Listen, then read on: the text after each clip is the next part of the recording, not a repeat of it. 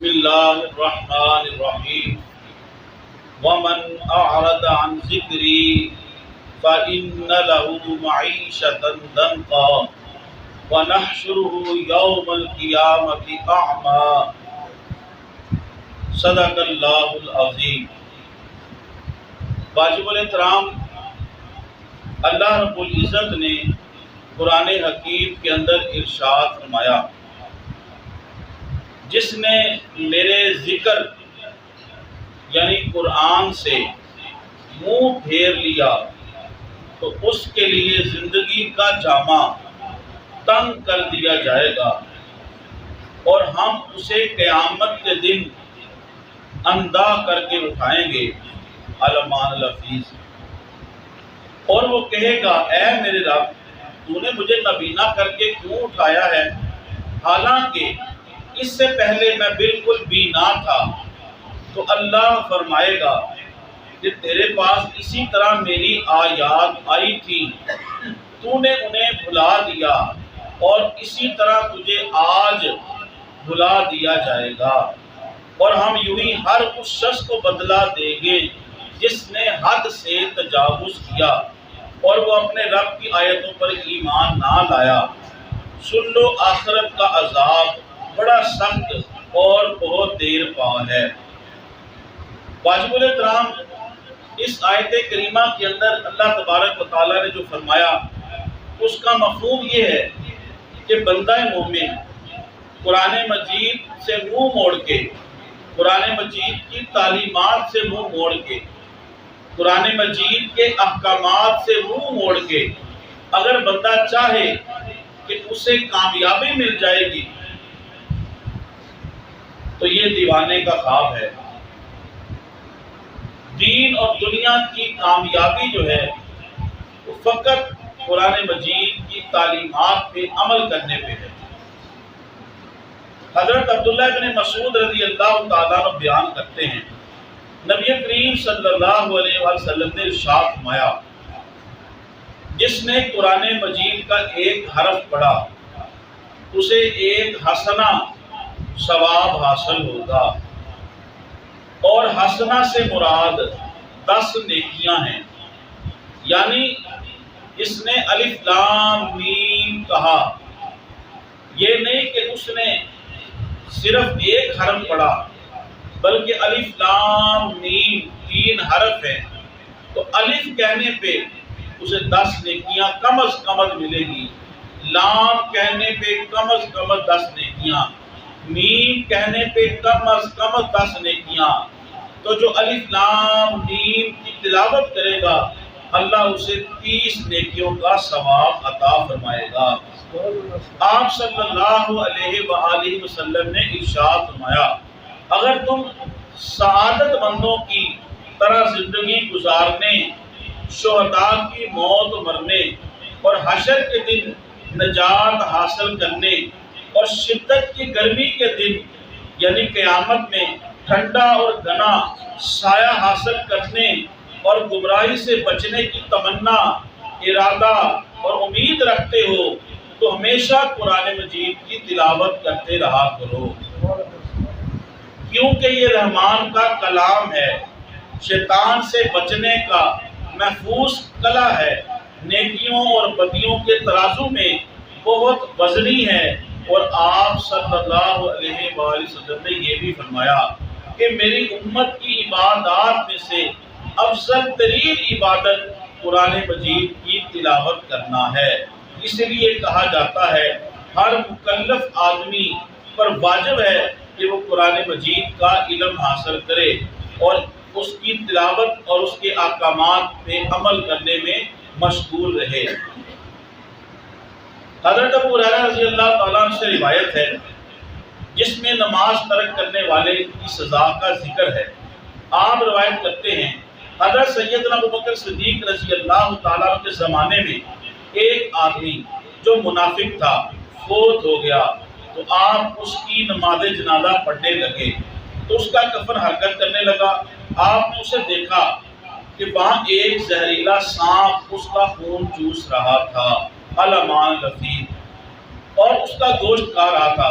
حضرت ابوبکر صدیق رضی اللہ تعالیٰ عنہ نے اسے مارنے کا ارادہ کیا تو وہ اللہ تعالیٰ کی قدرت سے بزبان فصیح بولنے لگا اور پڑھنے لگا اشہد ان لا الہ الا اللہ واشہد ان محمد عبدہ ورسولہ، اور اس نے کہا اے ابو بکر رضی اللہ تعالیٰ عنہ، تو مجھے کیوں مارتا ہے حالانکہ میرا کوئی گناہ نہیں، میں تو اللہ تعالیٰ کی طرف سے معمور ہوں، اس نے مجھے حکم دے رکھا ہے میں اسے قیامت تک کسی طرح تکلیف پہنچاتا رہوں۔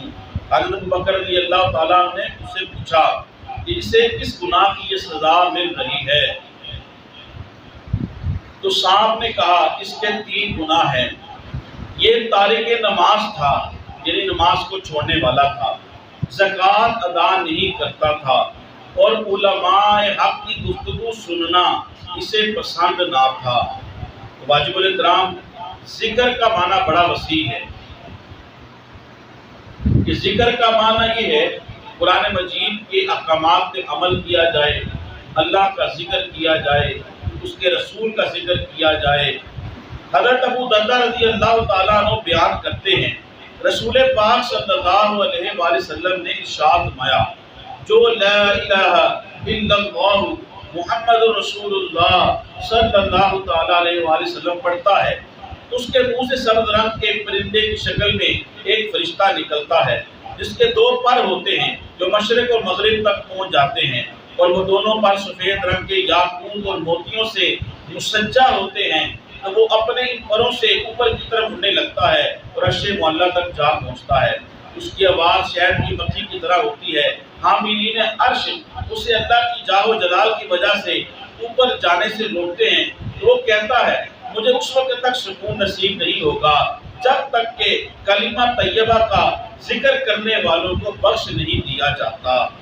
اللہ تعالیٰ فرماتا ہے میں نے اپنے ذمہ کرم سے کلمہ طیبہ کا ذکر اور ورد کرنے والے کو بخش دیا ہے، اور ساتھ ہی ساتھ اس فرشتے کو 70 زبانیں عطا کی جاتی ہیں، اور اس کی ہر زبان کلمہ طیبہ کا ذکر کرنے والے کے لیے قیامت تک استغفار کرتی رہے گی، اور قیامت کے دن وہی فرشتہ اس ذکر کلمہ طیبہ کرنے والے کو بازو سے پکڑ کر جنت میں لے جائے گا۔